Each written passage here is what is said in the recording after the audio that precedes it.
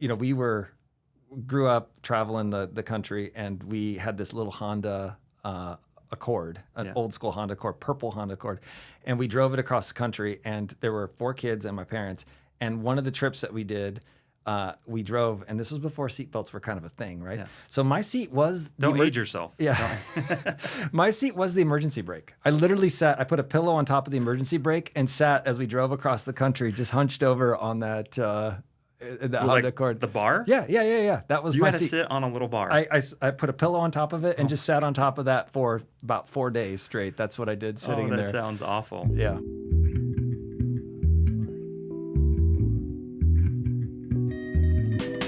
Welcome to The Sellouts. I am James Schramm, financial advisor at Schramm Financial Group.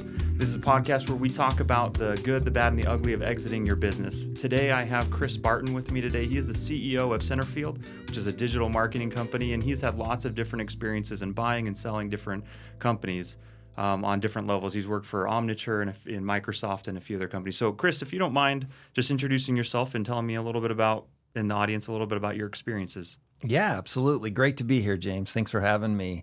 Yeah, so currently, like you said, I'm the CEO at a company called Centerfield, and my background really has been in various companies, both small and large.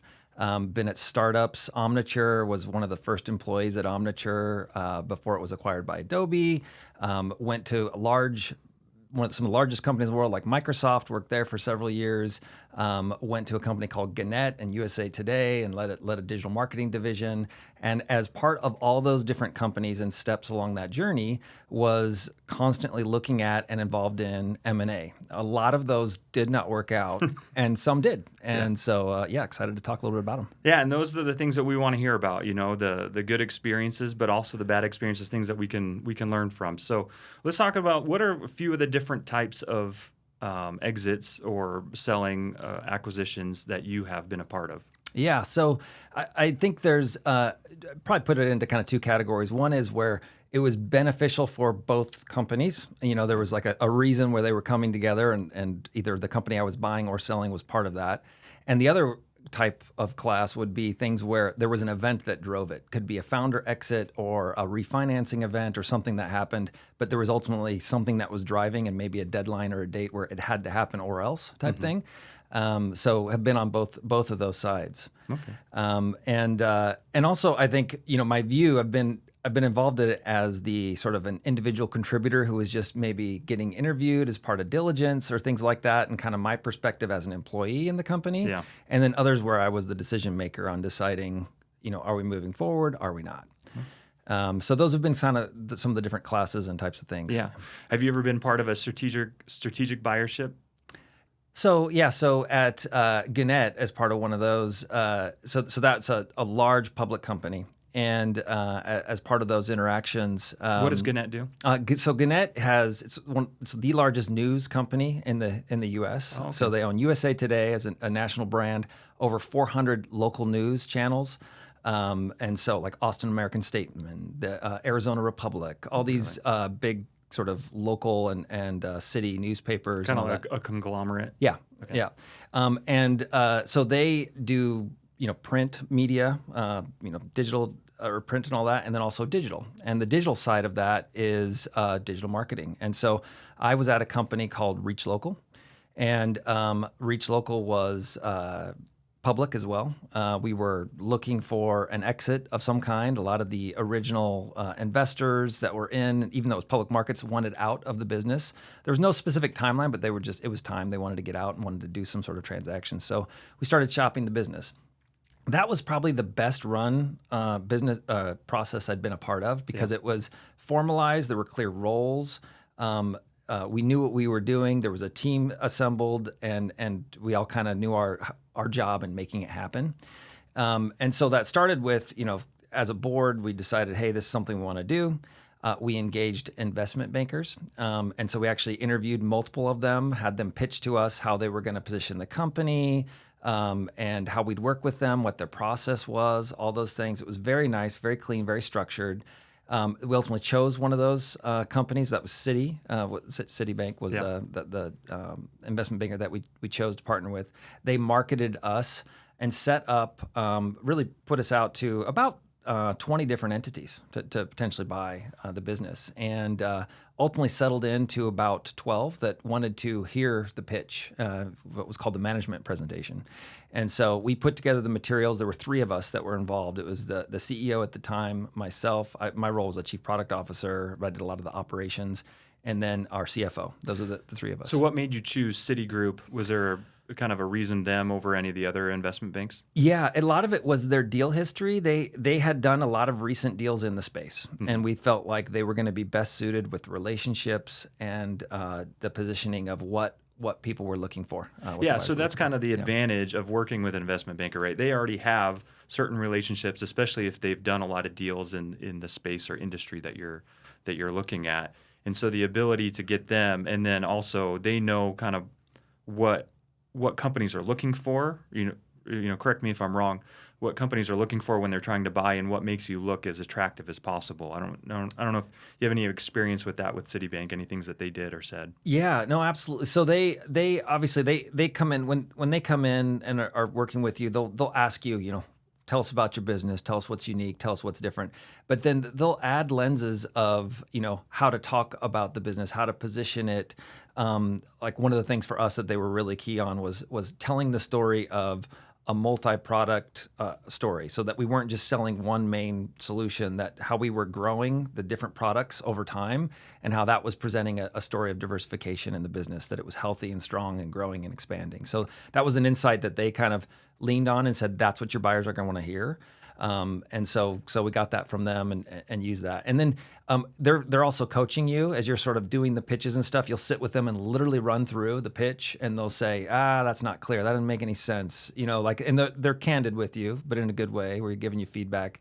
And my role in that was I was creating pretty much all the content and doing most of the pitch, because I just kind of knew the story and a lot of the demos and the capabilities that we had. So that was my role in that. And those investment bankers are really good in cutting to the point. And I think one of the things I learned really well in that is there were a lot of things that I thought were important, and I wanted to just talk about them, and they were just like, don't. It's distracting. Yeah. Focus on this. This is the point you need to make. And that was really good coaching from them. So how was it selling or pitching? Did you pitch to all 12 different companies? So we ended up pitching to 8 of the 12. And in those 8, I would say probably 4 of them weren't really interested. They were just kind of listening. Really kind of came down to 4.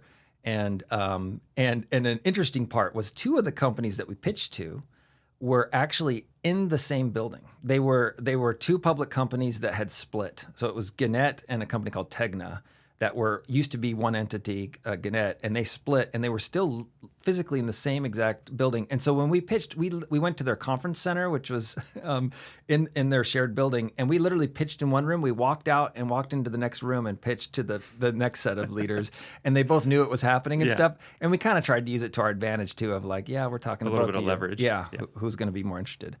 Did you guys get into a bidding war with any of these? We did, although it wasn't the dream of they were tripling the price and things like that. But yeah, we did. So there were 3 that ended up putting in bids. 1 kind of fell out, and we got into 2 that were going back and forth. And I think that's the main thing too that the investment bankers will push for, is we need at least 2 companies bidding, because when they're bidding on each other, it'll drive the price up. Yeah. And so you want to try and get interest and keep people in that process, and that allows you to sort of share. Hey, there's other people in the process still, do your best bid, and they know other people are bidding and all of that. So that's important for driving value. So it probably didn't just drive value, but also how the purchase happened, I would imagine, right? I don't know, were these just cash buyers, or was it stock, or how did it go about? Yeah, so the structure of a deal can vary. It was a cash upfront purchase. And then there were earnouts and other things that were long-term. And then a lot of the executives had some individual packages as well as part of that were hitting certain targets, performance targets. So as part of those earnouts, did you have to stay for a certain amount of time as part of the deal? Yeah, I did. So, and have to stay meant there were incentives built in place that I was eligible for if I stayed, and it was a 2-year additional extension. But I could have left. I just would forego and forfeit those incentives. So there's, sometimes when people say have to stay, it's not like someone saying you cannot leave. It's you have opportunity to earn additional earnouts if you Did you stay for the 2 years? I did. I ended up staying for 5. Oh, wow. And that surprised me. So Pretty much there were about 4 or 5 key executives that stayed that 2-year mark, and then they all left almost right away. They promoted me into some other roles, and so it was interesting. Kept putting like additional incentives for me, so I just stayed through that and found that interesting for me personally to stay. But I was actually the only one that stayed of that executive team. Yeah. I have a friend that and you actually know him. He sold his company, and he had kind of those incentives to stay. But he hated the new company that came in, and so he was like, I'm going to forego this money because it's just not worth it for me to be unhappy. He made enough money in the sell. And so, yeah, it was just one of those things where, like you said, you're not held at gunpoint, right? You can leave whenever you want. But he was like, this additional money, while it would be nice, I'm more than happy to move on to something else because it brings, I don't want to say more joy to his life, but he's just not as miserable working for people he doesn't like. So I guess it was Gannett that bought them. So you enjoyed working for them? Yeah, it was a different company than I'd ever worked for. I'd always kind of worked in technology companies. They were not a tech first company. They were a newspaper company in their core. They had a lot of technology and stuff, but that was kind of the mindset of the leadership team. And so we were always this sort of foreign asset to them of like, what do we do with you? But it was turned it into an opportunity, and it was a great thing, and loved it. Was there a cultural shift? There was, absolutely, and that's a huge thing too. I think when you think culture, there's sort of 2 sides of that often we talk about. There's the non-tangible side, which are things like, funny things like, do you have free drinks at work? And I have a little story on that. What time do you show up?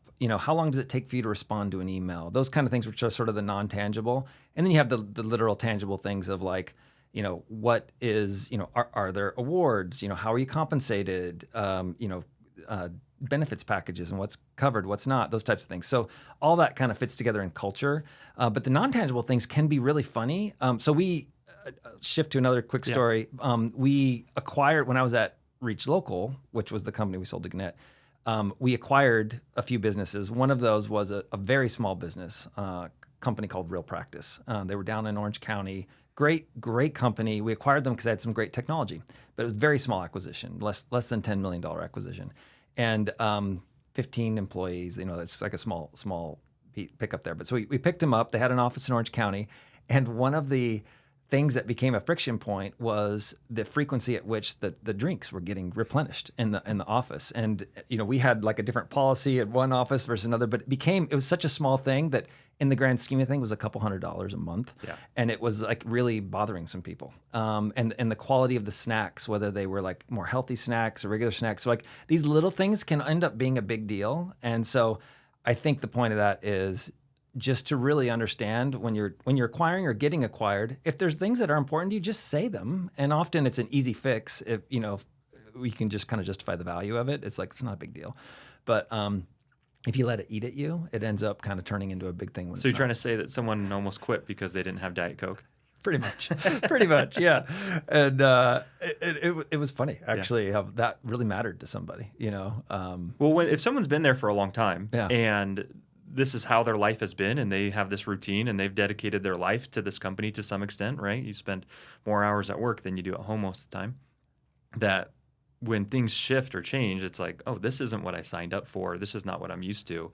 It makes them start thinking maybe there are other opportunities out there. So you want to kind of resolve those or squash those issues, try to blend it.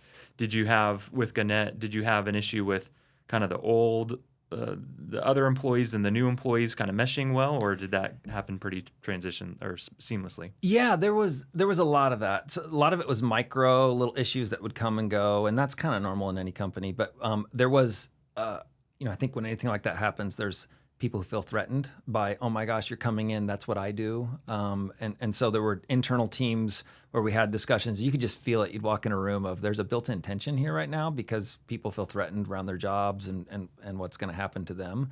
And so I think just being aware of like who you're talking to, you often get in that pitch mode especially when your business is getting bought, of how great everything is and all that. And then you go into somebody and it can come across like you're being arrogant and telling them they're doing a bad job. And that's not your intent, but it comes across that way. So just being like reading the room a little bit and realizing, oh, you do what I do. Tell me what I can learn from you. If you shift that conversation to talking about it that way of, how can I learn? What have you learned through your great experience here? You can turn them into an advocate really quickly instead of someone who's trying to block you in the company because they feel threatened by you. Yeah. So with Gannett, what was the name of that company that was bought by Gannett? That was I bounced around on you. Sorry, but that was Real Practice was the one. That was Reach Local. That was before Gannett. Yeah. So those guys that owned Reach Local, do you feel like they felt happy with the offer and everything at the end of the day? Yeah. Yes, definitely. And it was a good fit. There was a good feeling of sustainability as well. So I think the value story was there for the investors, and the employees generally felt like we have a home where we can add value. There's a clear story of how we were going to help. And so it was definitely a good fit. And I think one of the things too that made that successful was they largely left Reach Local alone. In my experience, where we've brought companies together, the more you try and merge them all together right away, it's just not been successful in my experience. Yeah. There's a lot of just conflicting people blocking things, who's getting the role, that kind of stuff. But if you leave them alone as an entity and have them report into a senior leader within the company, generally they can perform pretty well. Yeah. So I think it was Nero, because we spoke a little bit before this, but is that the company that you were in charge of trying to find a deal? Yeah. So tell us a little bit about that. Yeah, so that was a great experience. So came in, there was a founder, in this case, who had largely kind of exited the business. He still was involved from an oversight and ownership perspective, but other than that was not operating at all. And brought in a new executive team to sort of run the business, and we were doing that. And then as I was talking, so I was a COO at the time, talking with the CEO, and said, let's try and run a process, see if we can sell this thing. And so I said, great, and was a little naive myself into all the steps that needed to happen in the buy-in. So just started going. We did not engage a banker. We just tried to go it on our own.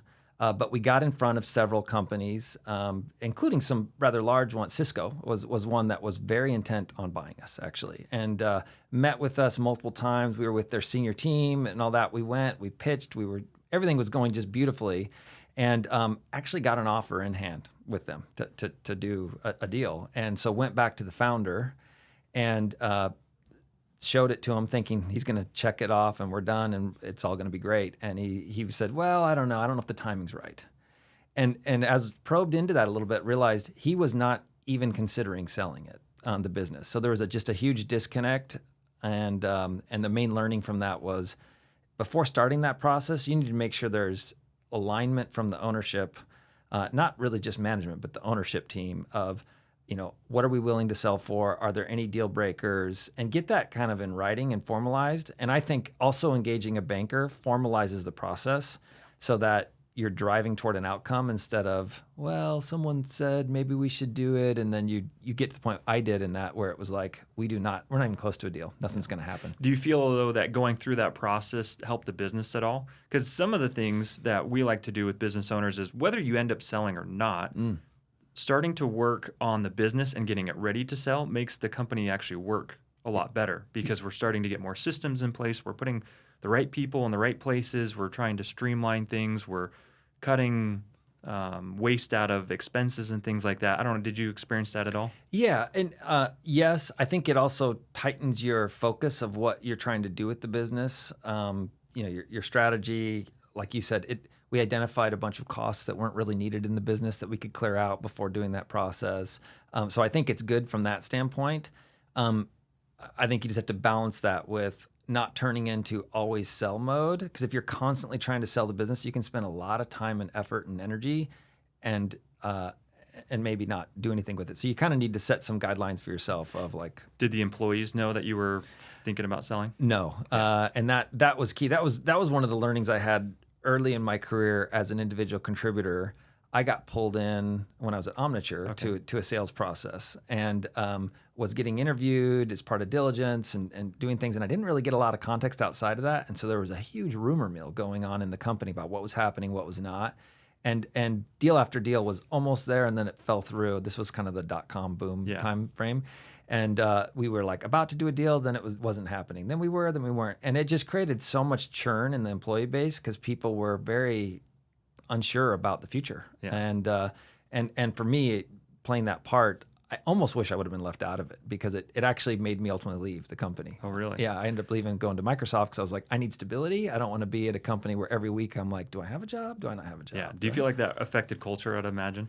Yeah, I mean, Omniture was amazing, great culture, but I think during that time specifically, it was just it made things feel very wishy-washy of like, are we in on this or are we just, because a lot of the employees, if you weren't a senior employee, you're not going to make that much money on it. So the value of that transaction doesn't mean much to you. Yeah. And so I do think in general, as a best practice, leave employees out of it.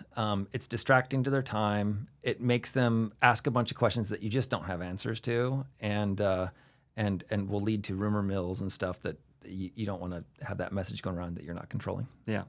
So I think you said it was with Nero that they brought in kind of a new executive team, new leadership team, right? Was that specifically to take the business to the next level and eventually sell? I mean, I know you guys the owner didn't end up selling, but is there, and I bring that up because I have a client right now that they're growing, they're blowing up, but the ownership, at least the executive team, I was talking to the CFO, he's like, I don't even know if I have the skills. This company will eventually go public. Mm-hmm. They're growing like crazy. They're disrupting their industry.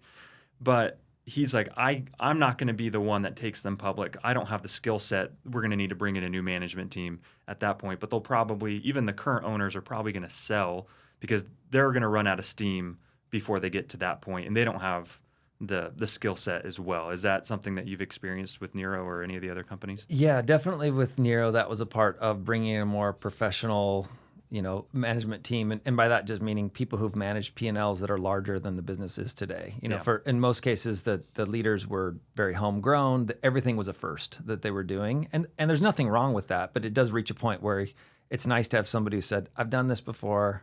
This is how we did it. This is how we failed. So let's stay away from that." And so that was definitely the case there. It's also the case that frankly is the case even now where I'm at Centerfield.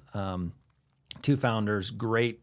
Awesome entrepreneurial, grew the business tremendously, like super successful, but just, next wave of growth and wanting a different layer of team so that the outcomes can be different. We're private equity held right now.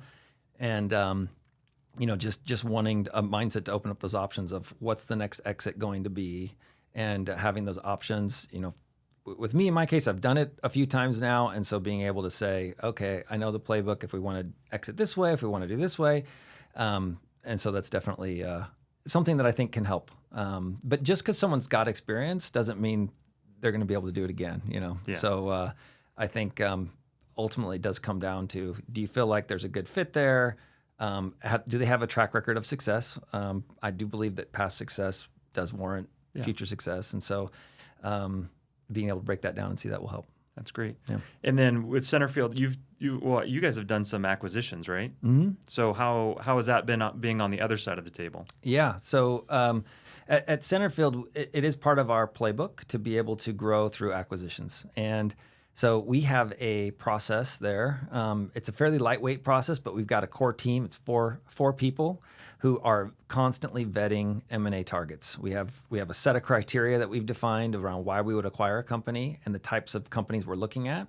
And if a company comes across our desk that meets those criteria, we have a quick way to vet. And we use something called a Kanban chart, which some people may be familiar with or not. But basically what it's a tool that a lot of people use in like product development and whatnot, but it came from Toyota actually. And what it is basically is just a simple way where you look at each opportunity and you quickly it's got a few stages in it from, it's been identified to, evaluated to, met the criteria, and then maybe there's a decision mark. But you just kind of have these simple columns, and you just look at all your opportunities, and you get together quickly, and you say, okay, we've got 20 things in column 1. How do we move them to column 2?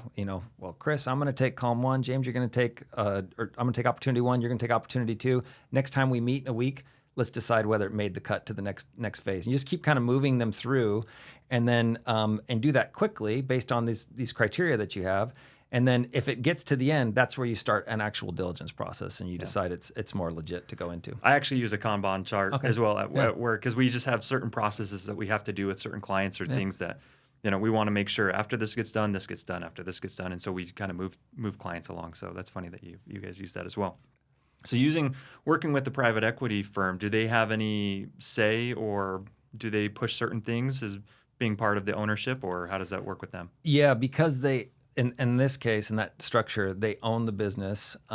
They ultimately have the final decision on whether we Do they buy own anything more or than not. 50%? Yeah, Oh, yeah, okay. yeah. They own. I mean, other than management portions, they own the vast majority of the business. Yeah, so they have the ultimate decision on whether or not it's a yes or a no. But there's a good partnership there where they take the guidance that I'll give around that. And so, and when I say it's that team, but ultimately I'll reach out to them and say, hey, this is a target I think that's worth pursuing. Here's why.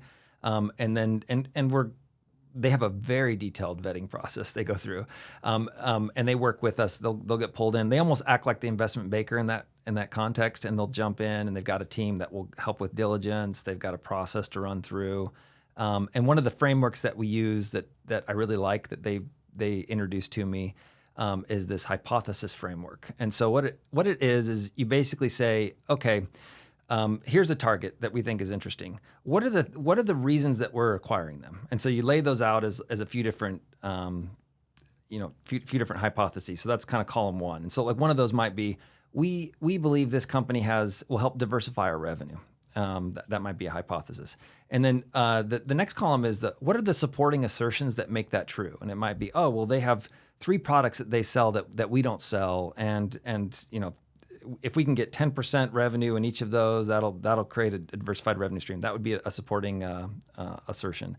And then the next column is what's the supporting data? How do you measure that and show that it's true or not? And then last column is who's the owner for sort of vetting that process out. So we use that quite a bit with them, and it lays out this nice story where you can look at a target and say, the reason we're acquiring them is because it's helping with the diversification. We believe it's going to increase our capability in an area that we've defined as strategic, and it helps get us into 2 new markets that we're not into today. And you can kind of lay those out, and then you can kind of prove out and see all the data in it. And it's a really nice story of just, yeah, it's worth it to us. And that can get you to value of what are we willing to pay for that. But they've been great partners. And I think in anything, no matter your structure, if you've got good people and good partners, you can kind of make things work, right? So a lot of private equity, they kind of have mandates of if we're going to acquire this company within a certain amount of time, we're going to turn around and sell it. That's kind of the point of private equity for the most part. Absolutely. So do you guys have some kind of time frame? I mean, you don't need to get into details, but is there a time frame coming up that you guys will eventually sell? Yeah. It's a soft time frame, I would say. But yeah, exactly as you said, private equity, they raise money in funds. We're in one of their funds. And that fund reaches maturity at some point, and they can either roll you into the next fund or sell you. And ideally, they want to sell you. But that's the thing we always have to remind ourselves is, as great as they are, they're not in it for the long term to own us. They want to do a transaction. So yes, we do have a timeline. We've talked about it with them. We constantly test against that timeline of like, what needs to be true in that time frame for us to have a successful exit at the level we want to. That's a conversation we have a lot with them. And is that part of the process of acquiring businesses is to try and kind of move along that timeline? It's part of the exit plan is we want to get to a certain size, or do you want to have certain capabilities, or why are you guys acquiring all these different companies? Yeah, 100%. And so the primary driver is EBITA. Yeah. We're trying to get that as high as possible. We believe for our business that we are valued as a multiple of EBITA. So any transactions that we can do that help with EBITA and help deleverage the business in any way. Private equity, the way they run typically is they also take out debt against the business just to keep their cash as liquid as possible for all their investments. And so, while we're a profitable, growing, nice sized business, they're always looking across those metrics of how do we increase EBITDA and how do we decrease leverage on the business so that we're set up for the best success. So when we think about those targets, if they're accretive in EBITDA, and we typically aren't buying anything that's cash flow negative. We want everything to be cash flow positive. Different businesses might look at that differently, but for us, that's a criteria. If you're not cash flow positive, we're not really going to look at you at all. Yeah. And we're ultimately trying to get to a number that leads us to a multiple and an exit. But our value, we believe, is a multiple of our EBITDA. Yeah. So part of EBITDA is a very important number, right? Mm-hmm. That's where the multiple is based off of the actual value or the sell price.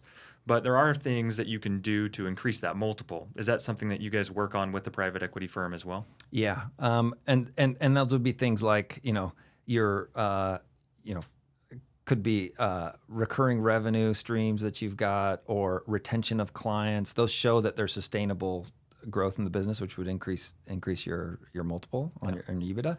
But yeah, that is something that they are constantly challenging. And the private equity folks, for the most part, they're really brilliant financial minds. That's the value that they're bringing. So they're always thinking of the business in ways that I don't. Of how do you think about it this way? How do you think about it that way? And it's a great challenge to think about that. I'm more of an operator too, of like how do you run things most efficiently and find growth? And they're looking at it from a pure financial lens and saying, well, how can you structure it in a way that gets the most value out of it? Yeah. And then are you guys going to handle eventually, are they going to handle the selling of the company, or are you guys going to bring in investment bankers, or?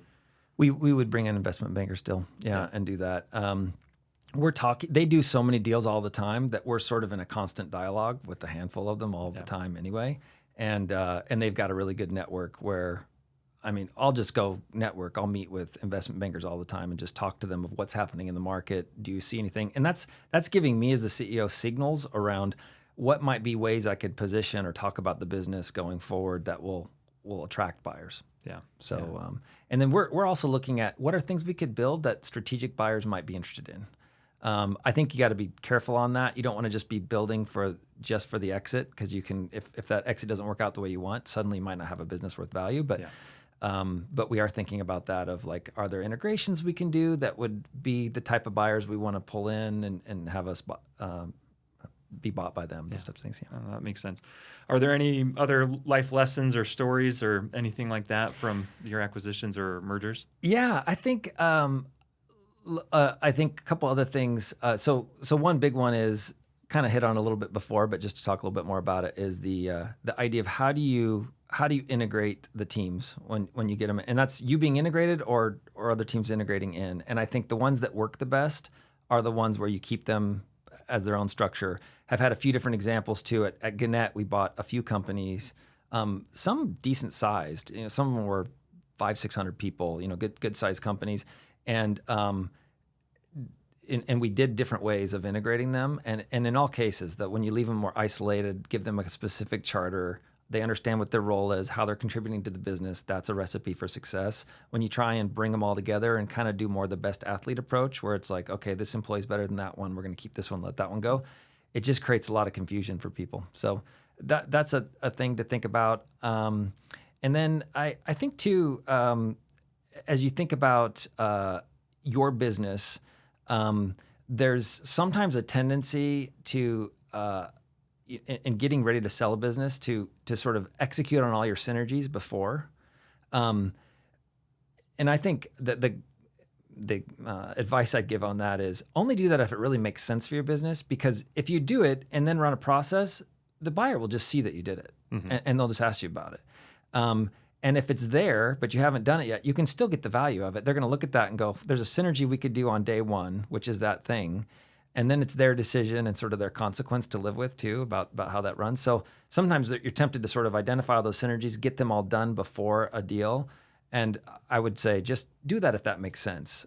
If it doesn't, don't worry about it, because you still get credit for it. Just call it out proactively and say, hey, here are 4 synergies we haven't executed on because we're not sure the strategic direction you want to go, but you could do these if you want, and it'd save X dollars out of the business. Yeah. No, that makes sense. And then typically on the time frame when you guys start looking to sell or buy, what's kind of the time frame? How long does it generally take for you guys? Longer than you think. And actually, I'd say 2 things on that. So typically, if you're starting a process and wanting to exit it, I think 9 months is probably about, could be up to a year. That's about how long it takes from the time you start it till the time it actually happens. Because you got to go through, you do all the prep, the vetting, getting the story ready, then you go out and see if there's interest. You do the road show where you kind of pitch and gauge interest. You negotiate for a while. You decide on terms of a deal. And then depending on who's buying you, there might be a 3-month window after that where they announce a buying and then you've got to wait. But it can take a while. The other thing I would say in that is some of the best opportunities weren't intended months in advance. They sort of just came upon us. Yeah. So you kind of, I think like you said before, if you have done some of this work before, you know what your business can do, and an opportunity strikes, it puts you in a position to act quickly. So that's nice. Yeah. And then what part of that process do you like the most, or do you despise the most? Is there anything that you want to stay away from, or you hand to somebody else, or you hate that part, or? I don't love the diligence calls, the detailed diligence calls. They can be a little exhausting and feel monotonous of just, oh my gosh, another call and rambling on and on through the details. So that I try and delegate to teams if possible. But I love the pitches. I actually love hearing and giving pitches. I think the selling the company, that's where the heart of, you can kind of feel, is there a connection there between the buyer and the seller. And so I like being present there to feel that of like, do we have a fit here or not? And come back to less is more when you're selling. A lot of times you feel like you need to have a 300-page deck with all these things. And most of the time when I see those, or when I see people see a 300-page deck describing your business, the answer is they don't know what they do. That's sort of the answer, because they can't describe it in a short amount of time. And that kind of goes back to what the investment bankers worked with you guys with, right? Yeah. Of like honing down, what do you want to be focusing on? What's your pitch? What's your unique value proposition, if you want to use that phrase? Yeah. Anything that you kind of learned in that process of trying to make sure that you can hone in on what your value is? Yeah, I think at the end of the day, what drives your EBITDA? Yeah. That's what people want to understand and know, and how secure is that? Are there a couple things that could happen that could suddenly put that at risk? Is 80% of your revenue with one client? Yeah. Are those types of things. So I think have really good stories around that to show that you've got growing and secure EBITDA, and what are the things that you've thought about already to understand how it's protected. And one of the things is, whenever you're meeting with somebody who might be buying you, having good ideas about how you might add value to them. Often it's sort of just, this is what we do, and you stop there. Yeah. But if you're selling your business, say, and here's 2 or 3 things we think we could do to help you, that sort of adds an extra little sparkle to it of, we can get more out of you. Yeah, I'm glad you brought that up. I actually have a buddy of mine, a client, that he is selling his business. Hopefully it closes in the next week. We're crossing our fingers. He's selling it to a private equity firm. And a lot of that is, one of their big issues is they only have one real client. It's a big client. They have 8 different divisions, so you can kind of say it's 8 different clients because each division has their own budget for digital marketing. And excuse me, and it's in the healthcare space. But his company does something a little bit different than another company that this private equity firm owns. And so the whole pitch is, when we come together, it's not just our business and their business, but the synergy that it's going to provide is going to be more valuable than the businesses by themselves. And so he's actually getting a way higher multiple than I would expect, especially for a business that has really 80% of the revenue comes from one client. Yeah, interesting. Yeah, that's and not knowing the full details on that, I think that's often where you get penalized. So that's great that the opposite's happening there. But if you're coming from one client, they look at it and go, Well, it generally does penalize you. 100% correct. But in this case, the only reason why it makes sense is because of the other companies that this private equity firm owns and the synergy that it's going to create. But generally, you want to get it down less than 30%. Is my dealings with private equity is that you want to be 25-30% maximum with one individual client. Yep.